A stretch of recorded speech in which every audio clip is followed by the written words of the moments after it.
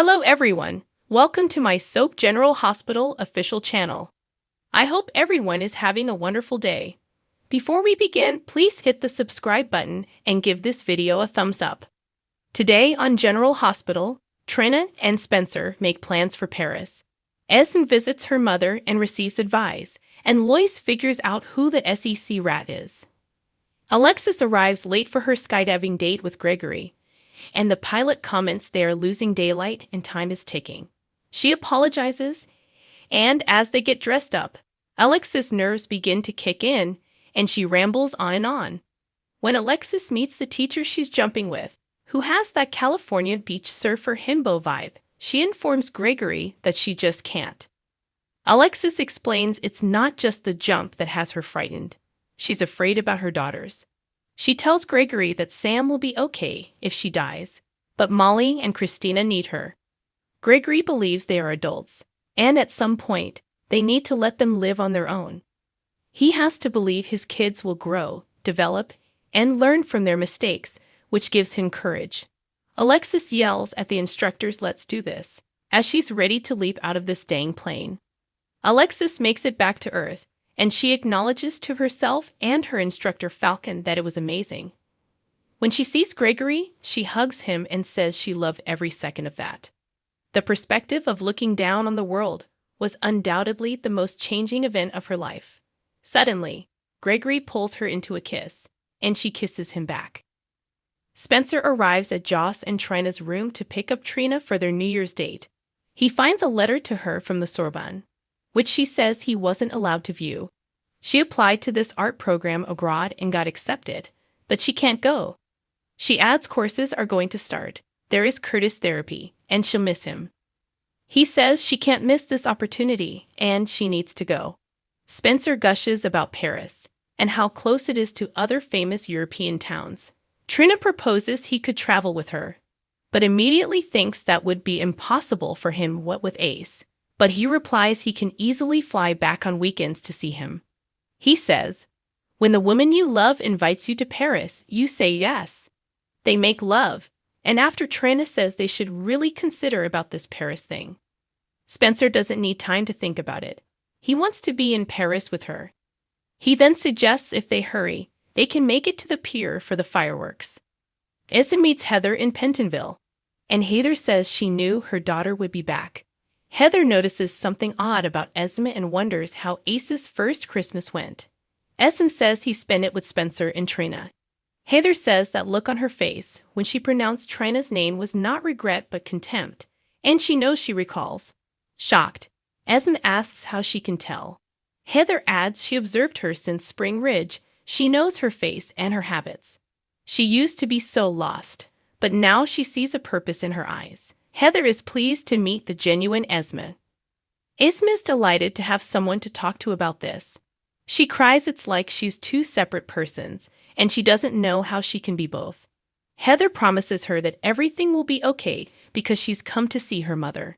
Heather asks if anyone else knows about her recollection, and she answers nobody does. Heather tells her to keep it that way. Esme doesn't know how to pretend she doesn't remember, and she can't appear to be appalled by what the previous Esme did since she thinks everything she did was justified. She also claims keeping silent means she remains a single parent, Alexis drudge, and can't do anything about Trina and Spencer's sickly love. Heather explains that Esme has the upper hand now, and for Ace's sake, keep her lips shut. Heather encourages she put herself out there and find someone worthy of her. Heather also invites her to visit her again, as she will help keep her head on straight. Esme holds Heather's hands, and Heather adds it was a delight to finally meet her daughter. Sonny finds Nina at the Crimson office and reminds her the party is about to commence. Nina simply has to get the end-of-the-year bonuses mailed out. She swears she will be with him well before midnight, and she's not going to miss their first New Year's Eve as husband and wife. Sonny suggests to meet her at the Savoy later for the first of many New Year's parties. Cyrus arrives, and Nana explains she's really busy tonight, so he says he'll leave her to her work. However, remember, she doesn't walk alone. Nina recalls those comments and realizes it was Cyrus in the confessional. and he asks whether she has set herself free yet. Nina labels him a hypocrite and dishonest. She thought she was talking to a man of God. He claims she is, so how can he help her? Nina lashes out that Carly and Drew aren't the only hurt parties. She almost lost the only daughter she has left, and one she didn't know she had because to Carly. Cyrus says her falsehoods are already unraveling, but Nina doesn't comprehend why he gives a damn about her. Cyrus admits he was once like her, and he wants to see her be a better person. He adds the truth can undo so much damage, and to think of the clarity she can give to Carly, Drew, and Sonny. Just then Sonny phones Nina, and she cries. Carly meets Michael at the Savoy. Sam and Dante can't make it as Scout has the illness, and Willow is stuck working extra at GH because of sick personnel calling out due to this flu. Drew's trip to Australia got extended, which is why he's also missing in action. Carly says it's just the two of them tonight. Ned, Lois, and Olivia arrive, and when Ned runs into Carly, she shouts at him for turning her and Drew into the SEC. She asks how she should return that favor. She cries Drew was nearly beaten to death in prison, and that is on him. She feels it's time for the FTC to pay ELQ a visit. Ned refuses to tolerate this any longer and declares he'll tell her exactly why Drew was transferred to Pentonville. At Lois and Olivia's table, Lois warns Olivia that she has trouble and gestures to Ned and Carly bickering. Michael intervenes between Carly and Ned and asks Ned why he got involved in this mess and what he got out of it. Ned recalls Michael's payoff for keeping silent and maintains he was merely looking out for the little guy as a concerned citizen. Sonny arrives and tells Ned he's caused enough damage. Ned believes that's rich given the wreckage he's left in his path.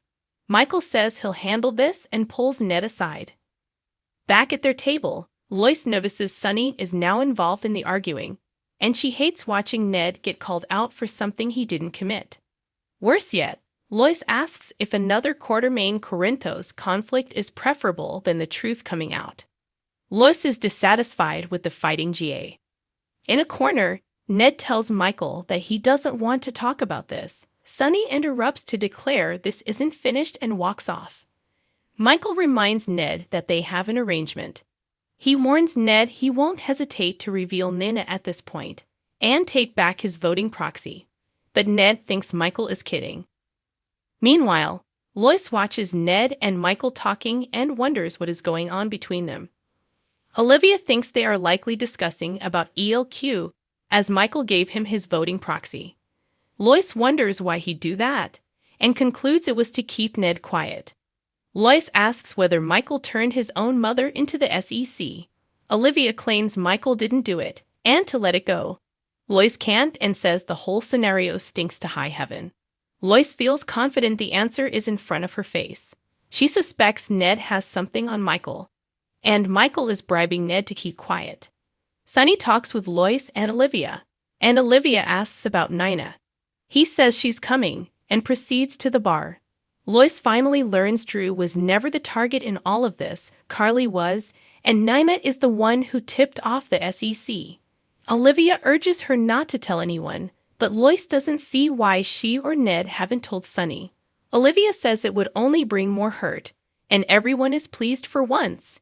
Ned interrupts and proposes they head to the waterfront for the fireworks. Lois says she'll meet them there. She has to powder her nose. So what do you guys think about this update? Let me know in the comments below. And if you like my videos, please press like and subscribe for more. I'll see you guys next time.